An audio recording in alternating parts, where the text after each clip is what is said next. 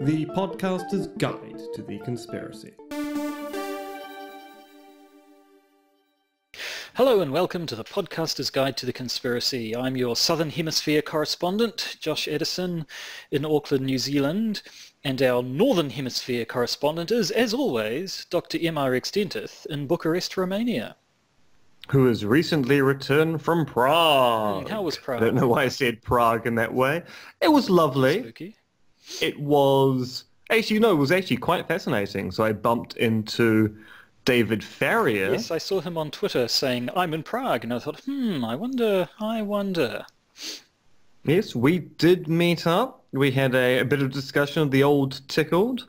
Had a bit of discussion about his forthcoming documentary series on Netflix, Dark Tourist, starts July 20th, promises to be very interesting. And then David was very mysterious about his next documentary effort, in that, a little bit like me, when it comes to new ideas, sometimes you just don't want to share them with people until you start working on them, because the power kind of just disappears from the idea if you talk about it before you start committing to actually working on it. Yes, so, I know what you mean. Yeah. Have you met him before? Are you known to him? Oh, yes. Yeah. So he and I are known to each other. I will say that in the most salacious way possible, Please even do. though there's nothing salacious about it. Or is there? I honestly don't know. Well, introductions aside, shall we go on with the news so that then we can go on with the main topic and then just keep going on until the end of time? Indeed. We'll dig into the news and then we'll dig into each other's organs. It sounds like fun. Breaking conspiracy theories in the news. So, in news that's less about conspiracies than it is about podcasters' guides to them, Patreon have recently been cracking down on accounts that feature adult content. This is especially disappointing for us, since it means we have to shelve our plans to include hardcore pornography in these broadcasts. Yes, despite the fact that multiple audience surveys have shown unequivocally that what our audience wants is solid helpings of unmitigated filth to accompany their thoughtful dissections of conspiratorial matters, it seems we have no choice but to pull our pants back up, shave off our trucker moustaches, and send the Belgian national gender non-specific First Division lacrosse team home.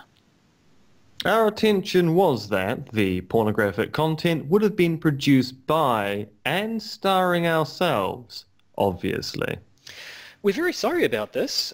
Here at the Podcaster's Guide to the Conspiracy, our mission has always been to give our audience exactly what they want, to give it to them hard and in copious volume, over and over and over again. Oh, look, 2 more firemen. Watch it. You're skirting the guidelines as it is. At any rate, to ensure that our sweet, sweet Patreon moolah keeps rolling on in, we're going to have to keep this podcast above the waistline, at least for the foreseeable future. We know. We're as disappointed as you are. Moving on, perhaps we should say something about President Trump and the Russian thing? Well, it certainly is news, and there's a lot of it. But rather than talk about Trump, let's take a moment to talk about Roger Stone. Ah, yes, Roger Stone, the Kennedy supporter who turned to conservatism due to Barry Goldwater.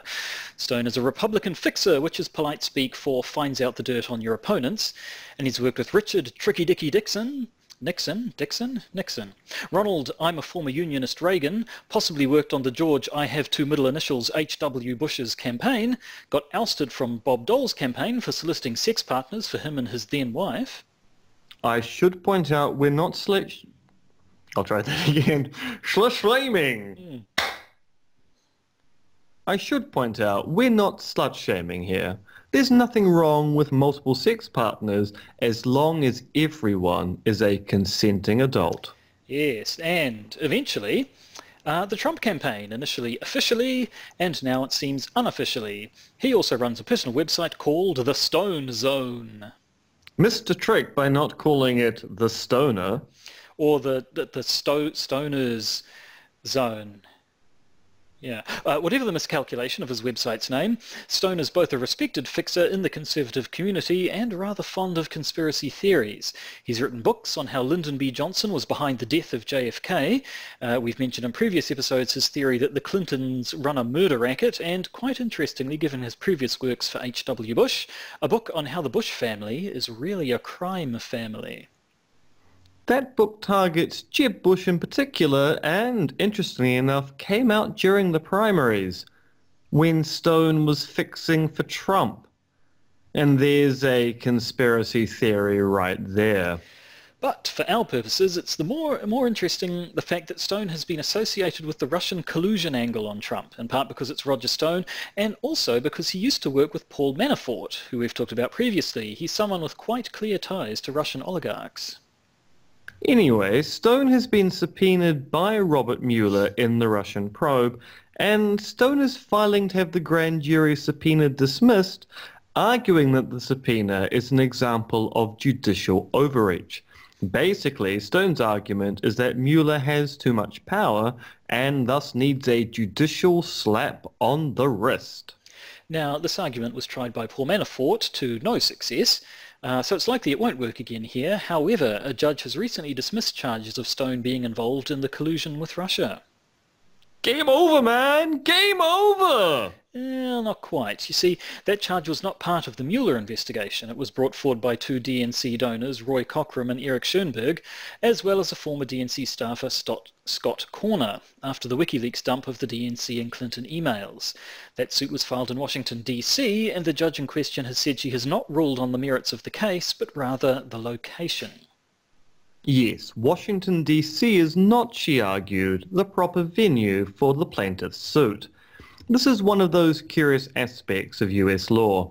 You have to have standing to be able to file a suit in a particular jurisdiction, and apparently there's just no standing in Washington, D.C. But really, we only bring you this news to emphasise that Stone has a website called The Stone Zone, and also because if Stone is forced to testify, you can bet, based on his previous books, that the testimony will be something quite special. And not just that. Stone is a regular fixture on the Alex Jones suite of channels, and his latest claim is that George Soros has infiltrated the White House and was at one stage getting daily briefings on the goings-on there. Now, this is one of those things which is kind of true if you squint at it enough. There are a lot of people in the civil service in Washington, D.C. who have at one time or another worked for an NGO that has received Soros Foundation money.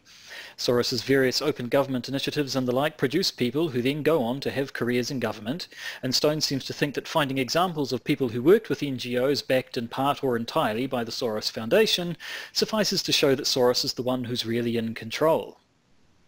Indeed, while Stone can and will point towards specific examples of people he thinks works with Soros, including now ousted National Security Advisor General H.R. McMaster, his sources for the actual truth of the conspiracy tend to be nameless sources in the US or Israeli government. But given that Stone is rather fond of grandiose claims, he's not very good at backing them up. His book on the assassination of JFK by LBJ, for example, is considered to be sensationalized at the very least. And his hagiography of Nixon and the Watergate affair is considered by Watergate scholars to paint a picture designed to absolve Nixon of any complicity in the conspiracy. Let's just say he's not so much a scholar as he is a dirty trickster, or as they say in polite circles, a fixer for the Republicans. Meanwhile, in the UK, it looks like the Vote Leave campaign, which campaigned in favour of Brexit, is going to be fined because it broke spending limits and failed to comply with some of the rules of the campaign. What is fascinating about this is that the UK's Electoral Commission has issued a draft report some 500 pages in length before laying charges. Crucially, the issue seems to be that Vote Leave managed to skirt campaign finance rules by donating some of its excess money to another campaign, Believe, that's B and Leave. Initially, Vote Leave said this hadn't happened. Then it said it had happened, but it wasn't a coordinated plan. But the Electoral Commission says they have sufficient evidence to show that this was indeed collusion between the two campaigns. Well, between two allegedly different campaigns.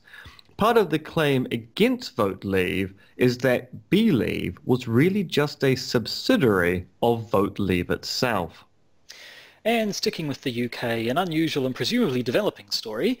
2 people are in a critical condition after being exposed to an unknown substance near where the Skripals were poisoned in Wiltshire.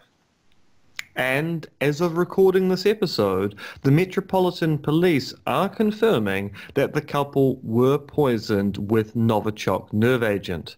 The operating assumption is that this is some residue or leftover material from that earlier incident. As the Met has noted, there's nothing in the history of the couple to suggest the pair were targeted. Unlike the Skripals, which the UK alleges had been under surveillance by the Russians since about 2013. Expect to hear more on the new Novichok poisoning case if news develops. Indeed. And I think we're done. Time to talk about organ harvesting. Fair enough, roll the theme. What? No, not that one. The plans are off. Run the old theme. The old theme. And we're back in a purely... Ow, my liver! You're getting ahead of it. We've got to build up to this thing. Although my kidneys! Yes. Today, shout all out... of my arteries. All of them? Yep, all of them. They're all gone. Oh, gosh. That's good. That's going to make a horrible mess on your carpets, man. You want to do something about that fairly quickly. Oh, I don't think I've got time. Oh, well. Anyway, so shout outs to our long-time listener Jim, who suggested via the medium of Facebook the other week that one thing we haven't talked about is the conspiracy theories around Falun Gong and whether or not the practitioners of it are being imprisoned and having their organs harvested by the Chinese government, and in general Chinese organ harvesting overall, because it is quite an interesting topic. It is, and I've got a bit of personal history on this. So I, for a long time, have been quite skeptical about the organ harvesting claims being made by Falun Gong. And in part, it's due to a terrible event back in October of 2007. So people who can drag their minds back that far and also come from Aotearoa, New Zealand, will recall that October 2007 is when the October raids occurred. So the raids on Tūhoe and Tūhoe activists and Maori sovereignty activists, which led to charges under the Terrorism Suppression Act in Aotearoa, New Zealand, those charges which were eventually laid to one side. And I went to a public meeting where a bunch of lawyers were talking about the defense of the suspected terrorists. And at the very end, when there was question time, someone stood up and went, you know, this is really quite terrible, but we have to also remember that the poor people of Falun Gong in China are having their organs harvested, and we need to be able to show solidarity to these people as well. And that was a case of an activist not really reading the mood of the room. We were there to hear about the charges against the accused and what the defense would be to show they weren't terrorists. And this person stood up and went, but also, and then brought Falun Gong into it.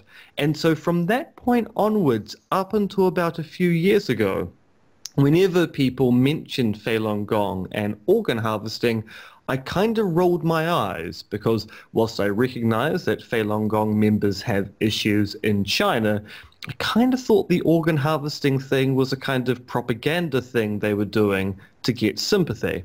But as we will see in this episode, previous me may well have been wrong about that. And previous me was wrong about, well, didn't hold those claims seriously because of what happened in October 2007, which is just one of those things that makes you rethink your assumptions and also your prejudices. Yes, I mean, my personal connection to Falun Gong is a little more tenuous, but I actually drive past the Chinese embassy pretty much every day, and I used to work in a building just down the road from it. And so quite often as you drive past there, even down here in Aotearoa, New Zealand, on quite a regular basis, you'll see Falun Gong protesters outside doing their meditation exercises in front of a big banner that talks about live organ harvesting. Having spoken to people about Falun Gong in the past, they seem to have a fairly dim opinion of it as a quasi-religion, or well, it's not a religion. It's quite determinedly not a religion, and we'll look at that in a little bit. But as a sort of meditative, spiritual technique and what have you, I've heard people say it's really just a little bit, kind of a little bit of a load of bollocks, and a little bit of the sort of, you know, ancient Chinese secrets that were invented in 1992. And yet at the same time, being a load of bollocks doesn't mean that it's not also unfairly persecuted by the Chinese government. And certainly, as I've said in other forums, if the US government started rounding up Scientologists and harvesting their organs, that would be a horrific human rights abuse, but it wouldn't mean Scientology isn't bollocks. Please don't sue us, Scientology, but you are bollocks.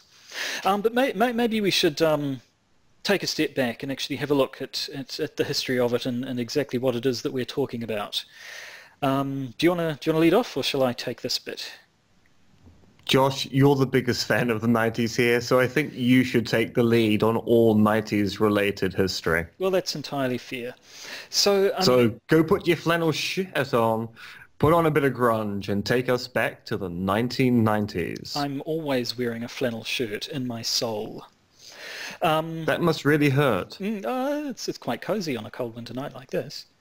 So we can actually go all the way back to the 1950s if we wanted, because Falun Gong comes out of the Qigong movement that kind of started up in China in the 1950s. Now, Qigong is something that has genuinely been around for thousands of years. It's just sort of refers to the sort of meditative techniques that people used for physical and mental improvement. It's part of most Chinese martial arts, really. In fact, practicing martial arts can be thought of as a kind of qigong sometimes, especially when you're drilling the same movement over and over again, trying to perfect it as people do in Tai Chi and that sort of thing. So it had been around for a while, but then come the Cultural Revolution and Chairman Mao and communism and all of that business. Religion was very much on the outs in communist China, and any sort of Chinese religions were sort of labelled feudalist. Feudalist superstitions, and were not at all in favour. And so in the 50s, these Qigong movements came up that were very, very much not religious movements. They were simply techniques, meditative sorts of techniques, that were all about health. They were about making you more physically healthy and more mentally and spiritually healthy, and sort of very much placed themselves in the tradition of Chinese medicine. So they made an effort to publicly very much divorce themselves from any sort of religious aspect. It was all about physical health and science, to the extent that in the 1970s, certain Chinese scientists actually claimed to have confirmed the material existence of qi, which is the sort of life energy that you're supposedly channeling while doing qigong exercises, which I think is possibly a step too far. I mean, certainly you can treat qi as a sort of phlogiston kind of thing, where there is a real phenomena, and it's to do with sort of, blood circulation and hormones going throughout your body and your brain producing theta waves and all sorts of crap like that, and talk about qi as just kind of a shorthand for all these much more complex processes. But I think they were actually trying to say that no, it's a real mystical thing. But anyway. So this was sort of embraced by the Chinese government. In 1985, the state-run China Qigong Science Research Society was formed to sort of oversee and sort of register all these different schools of Qigong exercises. And then in the 1990s, a man by the name of Li Hongzhi came up with his system called Falun Gong. which is was I should say, as we'll see in a minute, a kind of a qigong school of its own. It had all the usual physical meditative exercises. It had an amount of sort of, again, I don't want to say preachiness because it was, again, taking pains to not be a religion, but it was concerned with the moral well-being of its practitioners. There were things about, it emphasised being part of society, for instance, so not retreating like some sort of hermit to do your meditation under a waterfall in front of a mountain. It was about living in society with everyone else. It also was quite a conservative morality, so it taught that promiscuity and homosexuality were bad things, which in fairly conservative China I don't think was much of a problem, but as it moved into the West there was a bit more friction. It got on the wrong side of the China Qigong Science Research Society in the late 90s. There were disagreements about, apparently, all of these Qigong movements tend to charge a bit of money. There are sort of textbooks to buy and they'll charge for lessons and what have you. But apparently Falun Gong was undercutting a lot of the competition. It was selling its things quite cheaply, which the rest of the organization wasn't too fond of. And there were various sort of arguments and disagreements, and eventually they left the society. One of the consequences of that was that they were no longer state-sanctioned and didn't have a state-sanctioned body to stick up for them in case they got into any other sort of trouble. And trouble they started to get into. In April of 1999, a newspaper article critical of Falun Gong was written by a scientist with apparently quite close ties to the Chinese government, so this was sort of seen as the government stomping on Falun Gong a bit. They protested. They protested a little bit and then protested in larger numbers, and the large protest was eventually broken up by riot police. And all this led to, on the 20th of July 1999, apparently security forces had quite the purge, went through and abducted and detained thousands of Falun Gong practitioners that they identified as leaders within the movement. And 2 days later, the People's Republic of China Ministry of Civil Affairs outlawed the Falun Dafa Research Society, the body behind it, as an illegal organization. Quote, engaged in illegal activities, advocating superstition and spreading fallacies, hoodwinking people, inciting and creating disturbances and jeopardizing social stability. So at that point, Falun Gong became outlawed by the Chinese government. Do you want me to keep going? You look like you're freezing up there. Well, it's hard to tell whether I'm freezing up physically or whether it's just the video doing its usual wacky thing. The video actually has frozen up like it did last week. Jump up and... Oh, so basically I could have been doing anything. You could have been doing absolutely anything while I've been talking. It's true. My hand puppet recreation of the history as you were narrating things is now lost to all time. So yeah, what's interesting about this is, of course, people outside of China became quite fascinated in what's going on here. I mean, there are lots of these Qigong movements in China, and yes, this one in particular was no longer state-sanctioned, but it wasn't as if they seemed to be doing anything at odds with the Chinese state at that particular point in time. Their only sin seemed to be that they weren't party affiliated. And so foreign observers tried to explain why the communist government in China, and I kind of find it quite interesting that, I mean, we talk about China having a communist government. It's not really a communist government. It's more a government which controls the market and does whatever it likes, but that's another matter for another time. So people went, so why have they done this? And they talked about maybe there's a fear of another Taiping rebellion. So there's been this period of time in Chinese history where these quasi-religious movements have actually turned into violent insurrections. So maybe the party was concerned that without there being state control over this group might rapidly move towards an insurrectionist movement. Then, of course, there was the fact that once they became independent from the state and lost their state sanction, there was probably an assumption that in communist China, Falun Gong would just disappear.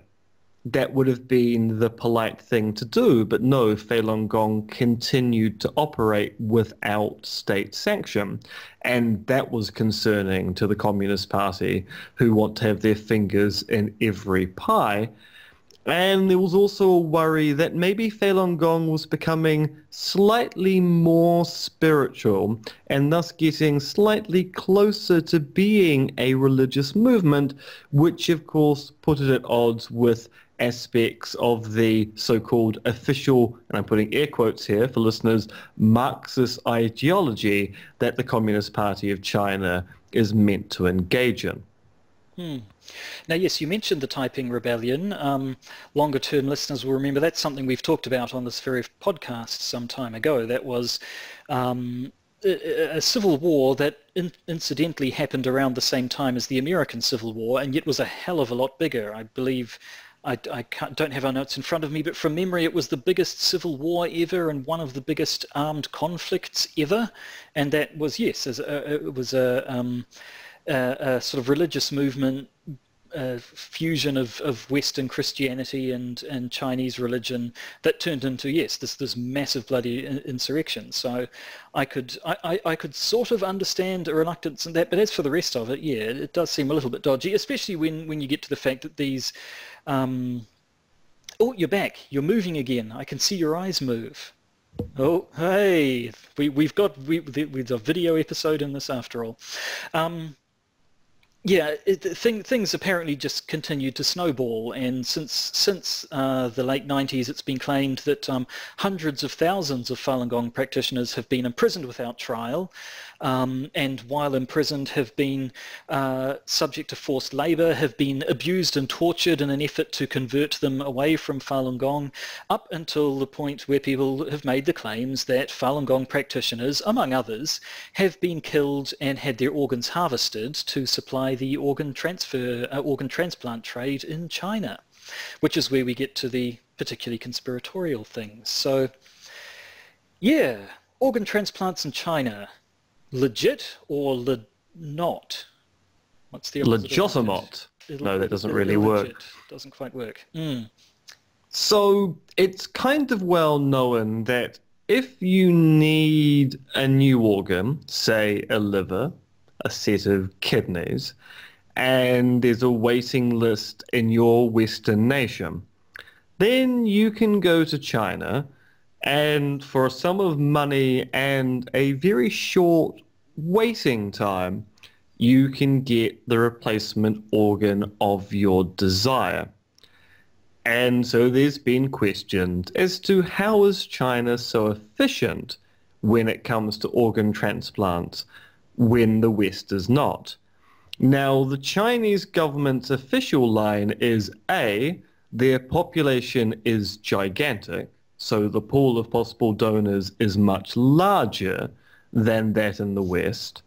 And also the Chinese government has been willing to admit that they do take organs from executed prisoners because China still has capital punishment for certain crimes. And once a prisoner is dead, their body is of no use to the state anymore, and so their organs can be distributed to the many for the well-being and health of the population in general. The issue is people think that the numbers just don't add up. Or do they, Joshua? Well, indeed. Yes, apparently there are very, very low rates of people signing up to be organ donors in China. It's not a popular thing for various sort of cultural reasons.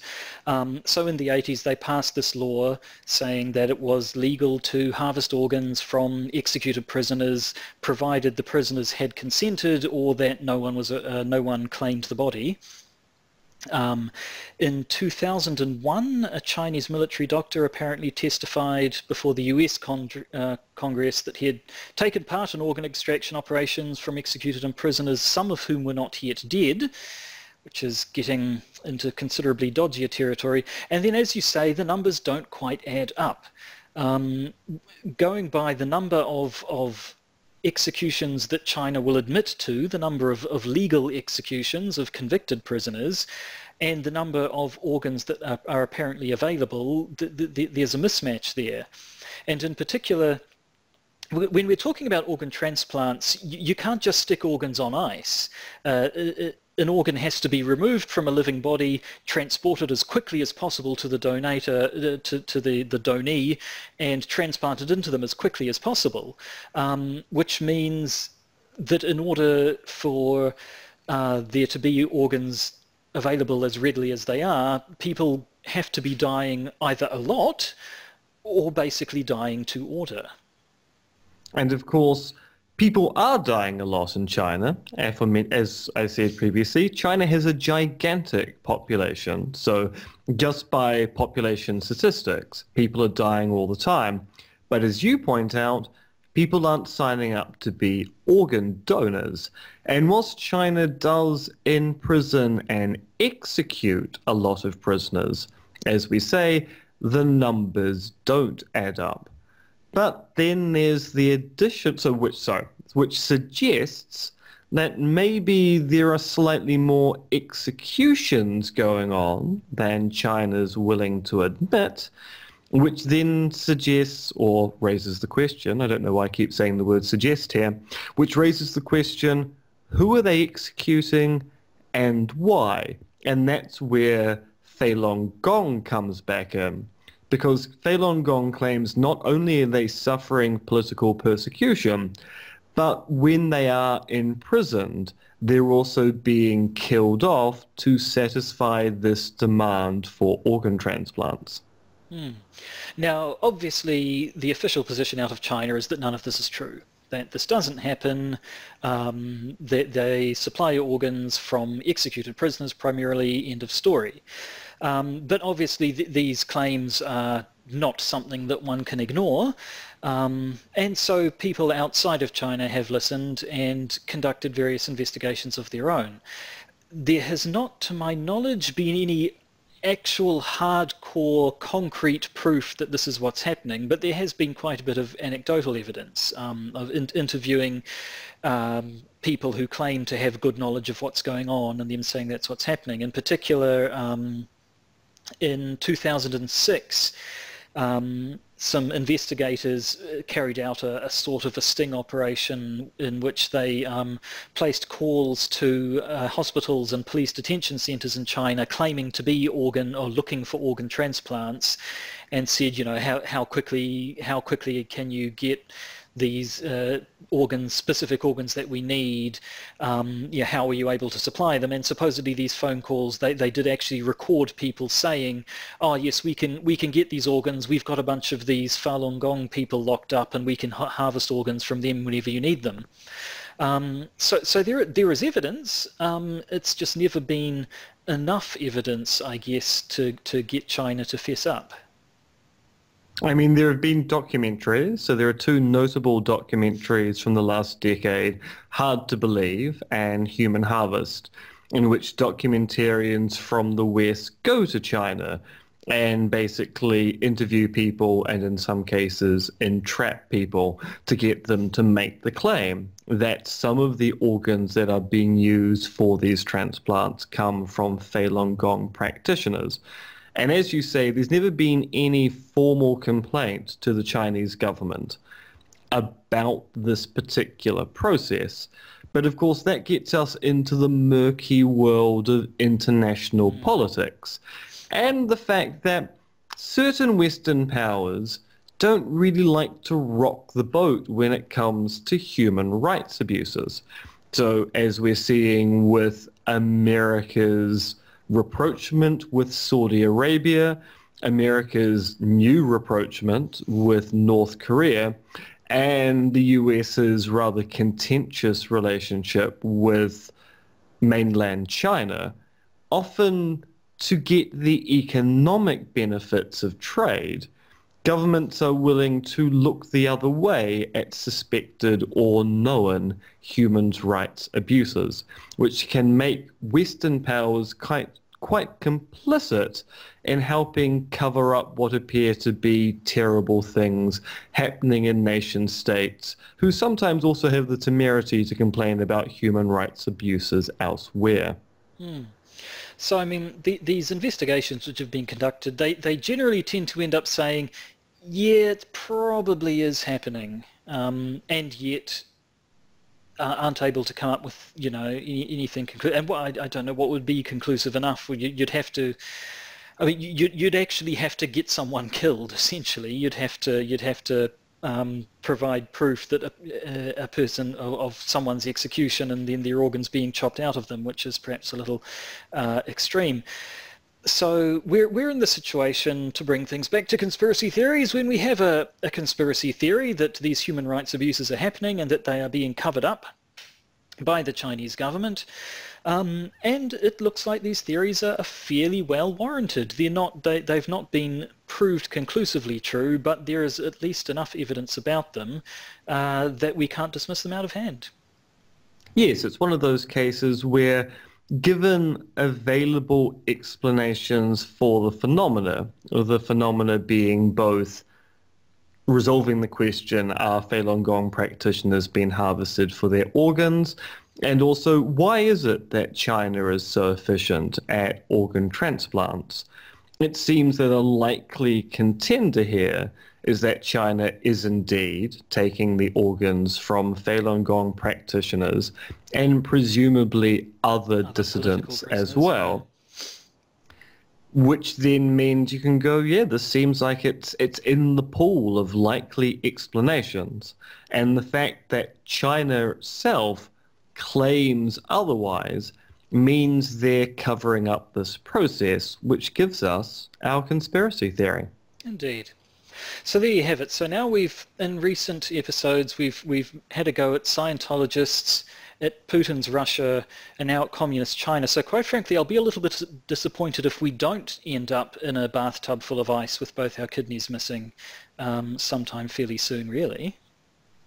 Which does make me get a little bit concerned about what my flight path back to Auckland will be at the end of this month. Yes. So I guess we've come to the end of an episode. Do you have any plans for the next week? You better not be planning to age another year. I might be planning to age another year next week. You and your aging, it needs to stop. It'll be the death of you.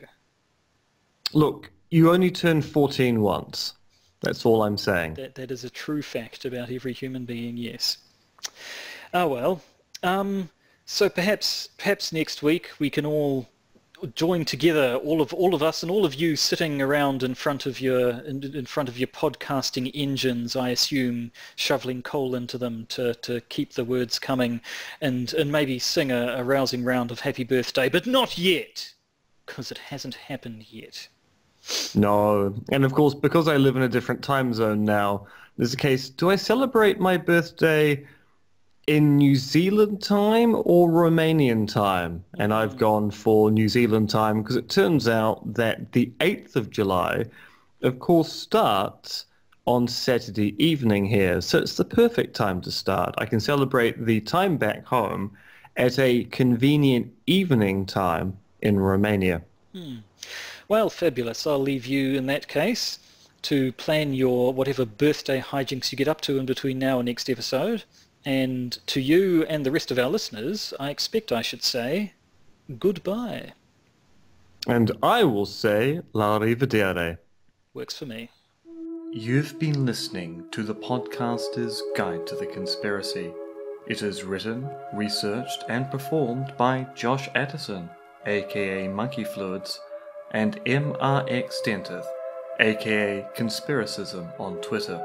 This podcast is available where all good podcasts can be found, as well as iTunes, Podbean, and Stitcher. It can also be watched on YouTube. Just search for the Podcaster's Guide to the Conspiracy, or, if you happen to be technophobic, consult the auguries. You can support the Podcaster's Guide to the Conspiracy via our Patreon page, as listed in the podcast description, or just by searching for us on Patreon. You can also support us via the Podbean patronage system, if that is more your style. You do you. If you want to get in contact with us, why not email us at podcastconspiracy@gmail.com, or find us on Facebook. And remember, Soylent Green is Meeples.